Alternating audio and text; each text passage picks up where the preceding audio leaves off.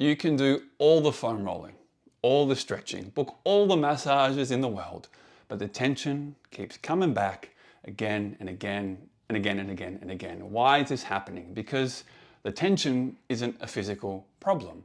Your body isn't just tight, it's actually holding on to something. What if I told you that your tension isn't about your posture or how much you stretch, that the tightness in your shoulder or your jaw or your gut or your hip, it's not just something random.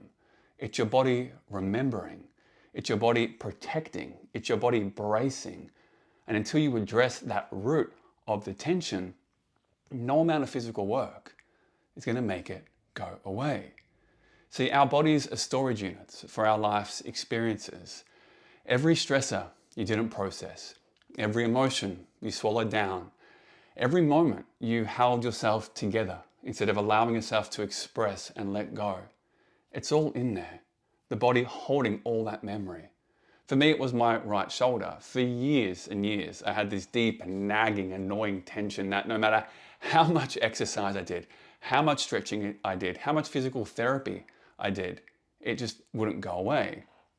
It wasn't until I started to explore what emotion laid underneath the surface that things started to shift. The burdens, the expectation, the grief. It wasn't a mechanical issue, it was an emotional weight I was carrying. My body wasn't malfunctioning, it was remembering. The reason your tension keeps on coming back again and again is because your nervous system simply doesn't feel safe to let the tension go, just like it didn't in the past. Your body is designed to protect you. When you perceive danger, whether it's real danger or the threat of 50 emails you have to reply to where you feel overwhelmed and stressed, it locks things down. It tightens us up. It clenches our jaw. The body braces for impact. But here's the thing, your nervous system didn't just randomly decide to hold this tension for no reason. It learnt to do this due to past experiences.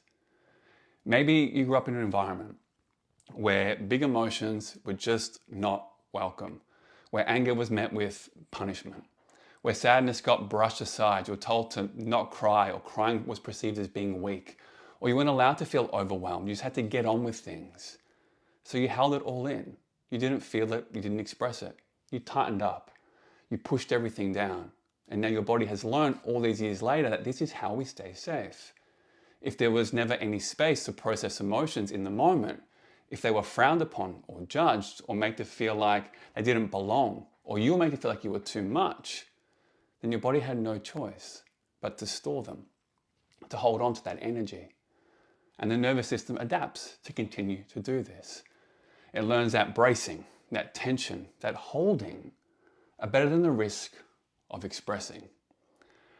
But unfortunately, that's not how emotions work. They don't just disappear if we ignore them for long enough. They wait in the body, and they show up as chronic tightness, as chronic tension, as pain, until we finally give themselves space to move and express through us. So the question becomes, how do we actually do this? How do we get the body to a place where it actually feels safe enough to begin to let go of that tension? The number one thing I do is breath work. Your breath is a bridge between your mind, body, and your emotions. And the way you breathe directly impacts your nervous system. One of the best ways to build safety in your body is through controlled, conscious breathing exercises. It can be really simple. One that I like doing is inhaling for 4 seconds, exhaling for 4 seconds, and then holding at the bottom of that exhale for 4 seconds before breathing in again. This simple pattern does a few wonderful things. It stimulates your vagus nerve, which runs from your brainstem down to your gut. And when that's activated, the vagus nerve tells your body to shift out of fight or flight and into rest, relaxation, calm, ease, and digest. It also slows your heart rate. And when your heart rate slows, your brain gets the message that you're safe and it's okay to relax. Over time, this practice increases your tolerance to carbon dioxide, which improves your ability to stay calm under pressure and stress and move out of these survival states, move out of fight or flight much more quickly and much more effectively. Music and movement is also a good practice. to help support us in releasing this tension. We often say we carry our emotions, but have you ever asked yourself, how do these emotions actually want to move so I don't have to carry them anymore? This practice is simple. Choose a piece of music that emotionally resonates with you. Perhaps it brings up a specific emotion, maybe grief, anger, joy, whatever may be present for you. And instead of just listening to the music, let your body move with the music in a way that feels intuitive for you. Maybe it makes you want to shake. Maybe it makes you want to stomp your feet. Maybe it makes you want to roll around, do a backflip, whatever it might be. There's no right or wrong, as long as it's safe. Allow your body to move intuitively to the music. And this works because movement helps us release the stored stress hormones, adrenaline and cortisol, that get trapped in our body when we are suppressing stress and emotions. Shaking and movement also activate the limbic part of our brain, where emotions are processed. Animals in the wild shake instinctively all the time after they experience a stressful situation, and we can do the same to reset our nervous system. Music itself is really powerful. It engages the nervous system. It helps us shift brainwave states. Slower rhythms bring us into deep relaxation, while more intense beats can help us discharge and dispel some of that stored tension and energy in our body. The third and final way is through sound and vibration. Have you ever noticed when you're stressed, your throat can tighten up, or you start to sigh or yawn, or that even humming feels oddly soothing when you're stressed? Well, this is because humming is a superpower when it comes to reducing stress in your body. So take a deep breath, exhale, and as you exhale, allow yourself to hum and feel the vibration of that hum in your throat, your chest, and your body. Doing this also stimulates your vagus nerve, shifting your nervous system out of stress and into ease, relaxation, peace, all the things we want.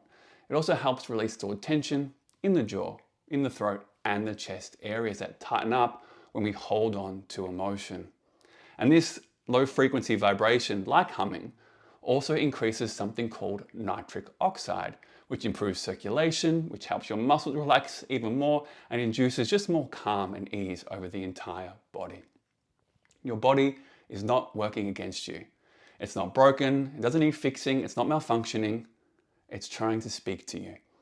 And when we stop fighting it, when we stop seeing the tension as something that needs to be fixed, and instead of something that needs to be listened to, that's when real healing begins. Let me know in the comments, where do you hold tension the most in your body? And what happens when you start to allow yourself to sit with that tension, to feel it, to process it, and to express it?